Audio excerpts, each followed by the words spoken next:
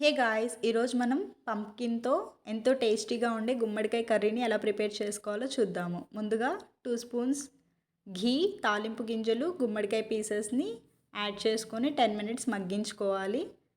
పావు కేజీ బెల్లం తురుముకొని లేదా లైట్‌గా దంచుకొని ఈ గుమ్మడికాయ పీసెస్‌లో యాడ్ చేయాలి. ఇందులో మనం ఎటువంటి వాటర్ అనేది యాడ్ చేయకూడదు. ఎందుకంటే బెల్లం అనేది మెల్ట్ అయిపోయిన తర్వాత అందులోంచి వాటర్ ఫామ్ అవుతాయి. ఆ పాకం అనేది చిక్కగా అయ్యే వరకు మనం ఉడికించుకోవాలి మధ్య మధ్యలో కలుపుకుంటూ. ఇందులో మనం ఏం యాడ్ చేయకూడదండి. పాకం అనేది చిక్కబడే వరకు మాత్రమే ఉడికించుకోవాలి. టైం వచ్చేసి 20 మినిట్స్ పట్టింది నాకు ఇదంతా అవ్వడానికి. మీడియం ఫ్లేమ్‌లో కానీ, సిమ్‌లో కానీ కుక్ చేసుకోవచ్చు. పంప్కిన్ అనేది మన నేషనల్ వెజిటబుల్ అండి. ఇది తినడం వల్ల చాలా హెల్త్ బెనిఫిట్స్ ఉంటాయి. మనకి ఇమ్యూనిటీ పవర్ పెంచడంలో పంప్కిన్ చాలా హెల్ప్ అవుతుంది.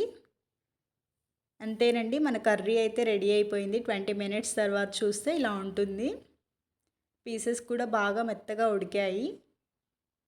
రోటీలో, ఇంకా జొన్న రొట్టె, సొద్ద రొట్టె ఇలాంటి వాటిల్లో కూడా తింటారు. వీడియో నచ్చినట్టయితే లైక్ చేయండి, షేర్ చేయండి, సబ్స్క్రైబ్.